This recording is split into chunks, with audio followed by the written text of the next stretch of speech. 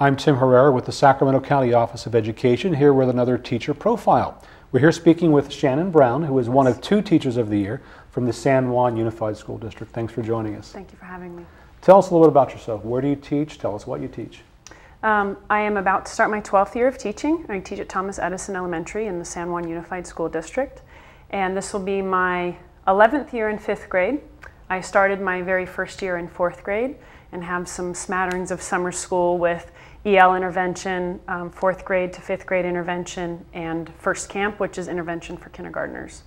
Well, tell us a little bit about your class and maybe some of the special things you do to work with your students. Well, there are a lot of things. A lot of times when students come into 5th grade, by 5th grade they've already decided that they're not very good at school. So on the very first day of school, I have them write down who they want to be. If they could just have a wand and be anyone they wanted to be as a student, who would they want to be?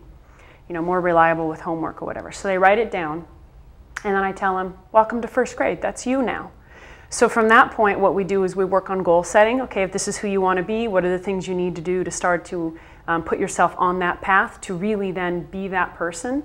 So I kind of give them permission to let go of any bad habits or any self-doubt that they used to have and be who they want to be. So that's the beginning of building a relationship with them and getting them on the road to success academically. So when you talk about telling a 5th grader to come up with some goals, what kind of goals do they come up with? Because you want it to be kind of realistic, but at the same time, you want them to dream as well. Right. When I preface it a little bit more with them, we talk originally about some specifics. So I say, I don't care how you acted in school last year, I don't care about your homework, I don't care about your grades. So I kind of frame it for them in a way that makes it bite-sized. I don't have them set lifelong goals. That's not the point of the first day of school. It's a little lofty. Maybe by the end of the year, after we've had a lot of practice with goal setting, we can set maybe some loftier goals. But on the first day, it's just the idea that they come in, there's a bit of trepidation, they don't know me, they're coming with, you know, oh, she's gonna know I was this kid or that kid.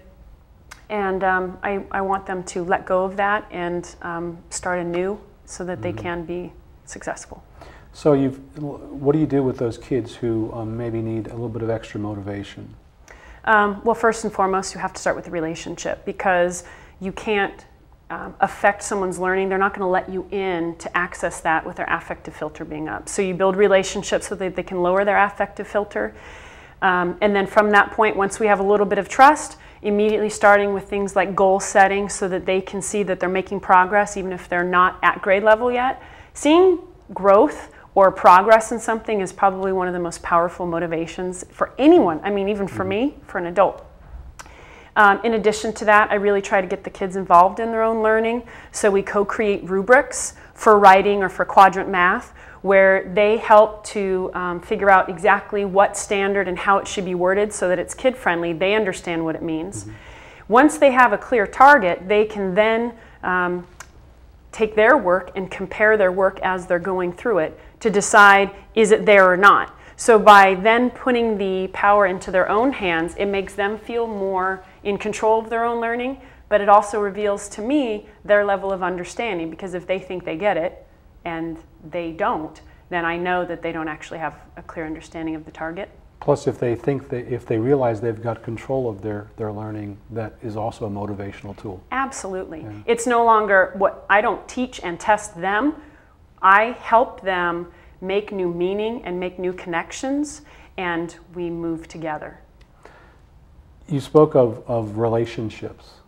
How vital is that student-teacher relationship to kind of gain the confidence of the kid to let that child know that he or she can really do the work? Well, I think learning is risky behavior because you have to admit what you don't know, and that's probably one of the most uncomfortable things in the world, to admit I don't know how to do that. So if I want students to admit to me when they don't understand something, relationship has to be central. You know, I think of it this way. I have to teach the student but reach out to the person, because without that component, I can be the most dynamic person as far as my instruction, but the kids aren't going to trust me to then share what they don't get and let me help them when they don't get it. And what about the relationship with the family? How important is that to build a relationship of trust with the family members? I think that's extremely important as well. You know, the student is a product of their environment to a degree. So if I'm not including the parents as part of the relationship that I'm building, then I'm missing a key component in that student's life. So, you know, I do the typical things, phone calls home, letters to parents. We have parent nights. But in addition to that, I do home visits. I've actually tutored parents when they've asked me to, either to understand the content so that they could help their child or to pass an aptitude test themselves. Mm-hmm. And at my school right now, we're actually organizing the community. There was a very tragic event that happened in January, and a group of us got together at the school site and decided that we needed to be involved in what happened after and before school. So we met with about 200 community members, asked them what they needed, asked everything from them. It's called a needs assessment. And then from that point, identified about 7 major areas, and we're now working with a smaller work group, but made up of community members, to take those ideas and try to solve each one, and we meet once a month. So what's the importance of getting also the community buy-in to the school? Well, you know, they say it takes a village, and while that's become so cliche, there's nothing that's more true than that. Again, a student is a product of their environment. It's not just the classroom, and it's not just their parents. There is an entire society that they're growing up with, a microcosm, and to make sure that everyone is clear on what's best for students and what's most functional for that community will help that student, because remember I said they're a student, but they're also a person. So we have to make sure that that piece of who they are is also being met. And also really when the community kind of buys into the school, you get more support all the way around. Absolutely. Yeah. I went to a community schools conference back in the spring, and the stuff that a lot of districts have started is phenomenal. And you know, it's one of those things where you're like, oh, that makes so much sense, but why don't we have more of them?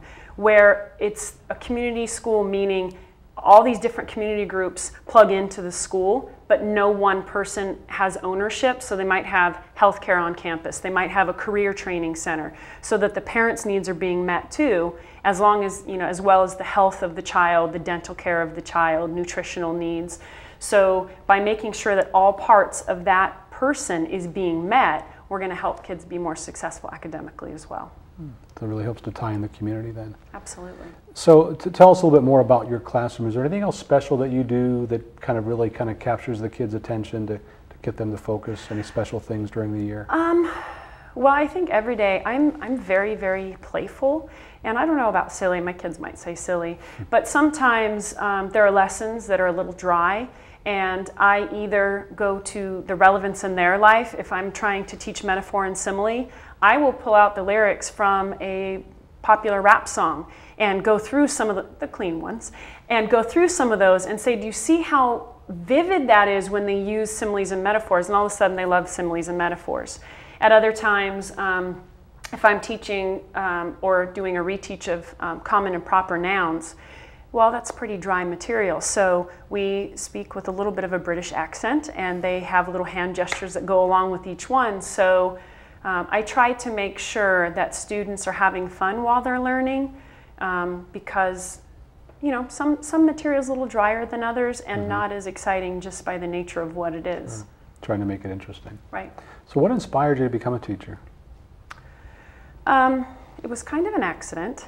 I was taking time off. I had just graduated from UC Davis, and I was taking time off before I went back for a master's program. And I was subbing to bide the time. And I was asked to take a long-term position in 8th grade and in middle school, 5 periods of US history for 8th graders. And wow, in the first week, I think I left crying every day. So it's probably not your typical, you know, why did you stay? Well, I figured out that I needed to change because they weren't going to change. There were way more of them.